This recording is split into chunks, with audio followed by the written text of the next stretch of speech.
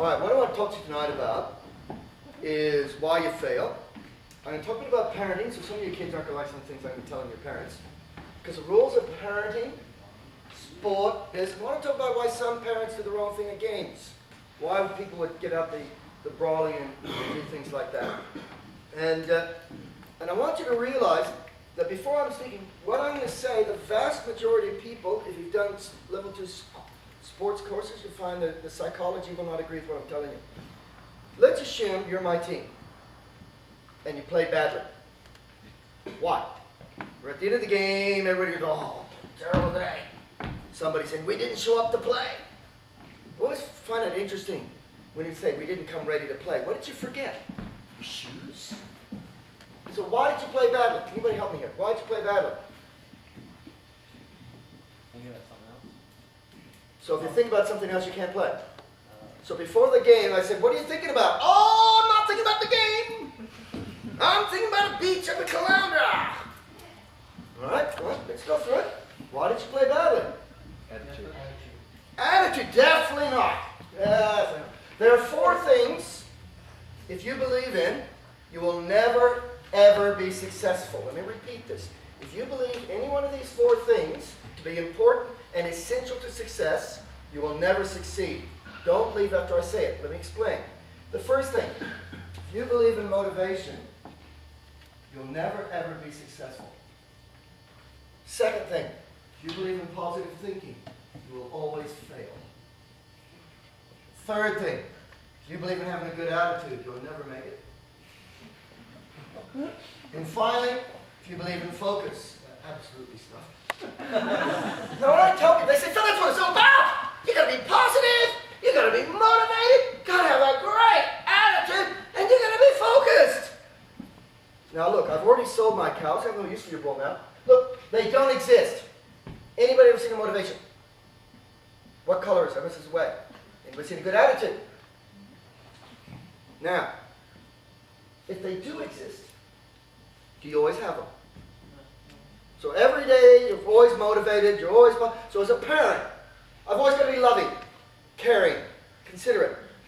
So it's okay for me to rot and slob as a parent when I'm not, isn't it? Because it's not my fault. I didn't have a good attitude today. I wasn't smiling. It's not my fault. Coach, you got to tell me something funny so I can smile. Then I can pitch. It's not my fault. 3 years ago, softball, might be 4. What did they do to all international softball pitchers that sort of blew their minds, Tanya? Put the pitching distance back 3 feet. They changed how far it was to pitch. Yeah, and then I retired. One man pocket anyway. Yeah. Now you see, a lot of people can say, it's too hard! I can't do it! You see, losers always say, if only. We'll talk a lot more about this later on. Winners always say, only if. See, whenever you say, if only, whatever follows is always not true, isn't it? So I would say, if only I was in Menango. What? Because I am. I wouldn't say, if only, what night is it? Tuesday night? Because it is, right? So, when anybody says if only, what they're saying is, if only X is true, will I succeed? Okay? We had a rower at Athens, had a psychologist get with her. As long as you're positive, you're confident, and you're not nervous. So we're going to help you be positive, confident, not nervous. And she told everybody, please, I want to be calm. Don't worry about me. I'm confident, positive, not nervous. What are the odds of her not being nervous in front of 3 billion people in a world championship final? Well, so it wasn't their fault, was it? Because she got nervous.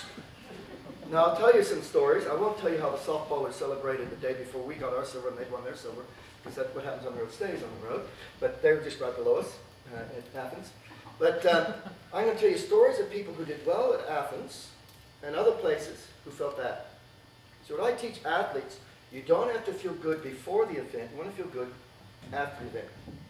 Now, there are only 4 reasons why you fail. Really important to understand this. Only 4.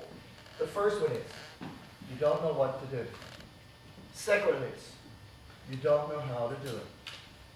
Third one is, You don't have the ability or the resources to do it.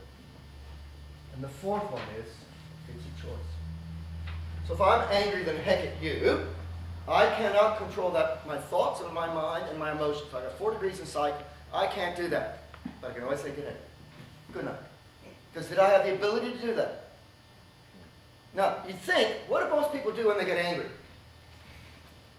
You see, let me give you a hint here. We're talking a lot about this today. Anytime you're under the pump, anytime you want to do a good job, your instincts suck. Your instincts make things worse. All right? So if I have a fight with my wife, why, you people married, why do you have a fight with your spouse? It's not because you disagree, because you often disagree and don't fight, right? So why do you fight with your spouse? Because you think they don't love you. You know, they didn't esteem you. The way they answered you showed that they didn't love you and care enough about you. So your need is more love, right?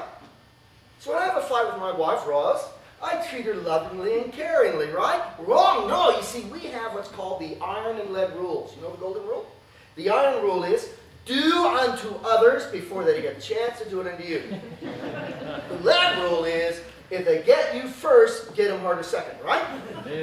So now I'm telling my wife how much I hate her guts. That really helps, doesn't it? And if I'm really losing, well, I got somebody on the side. That helps too, doesn't it? You see how stupid? In a game, the umpire, I'm really annoyed at that umpire and referee's decision. So I give him the forks. Does that help? Does he say, if I'd only known you're angry, I'd change my thing.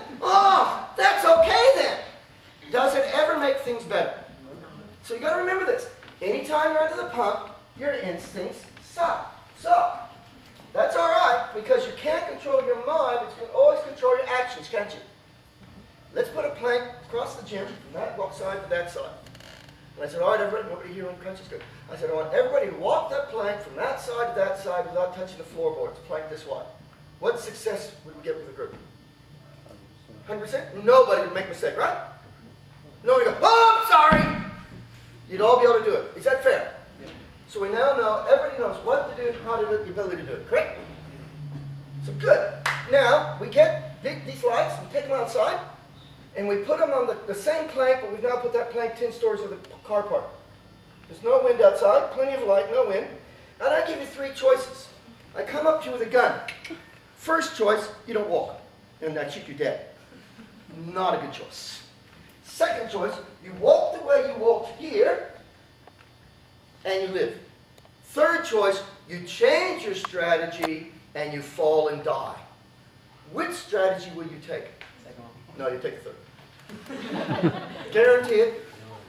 Because you see, your mind is like a heat-seeking missile. When you tell it what not to do, it finds a way to do it. I'm going to give you all a command. Within milliseconds of that command, every one of you is instantly going to do the opposite. You're not going to be able to stop. You're not going to be able to stop. The moment I tell you what not to do, you're going to do it. All right? You're going to do the opposite. All right? Remember, when I tell you to do, you do the opposite. Here you go. Do not think of an apple. See, our minds. If you're on a diet and you're thinking, don't eat a cream bun, what do you think of? Cream bun. You got some gas. Say, don't let it out. What's going to happen? You know. So, what happens is, see, when you walk correctly, the way you walk correctly is you aim forward, put your foot towards the middle of the plank, and you go quickly. When you do that, you do really well. You turn around, we call it muscle memory. You don't have to think about it. You can do it every time, piece of cake. So why don't you do that 10 stories up? I don't want to fall! Please, I don't want to fall! So your mind is saying, whatever I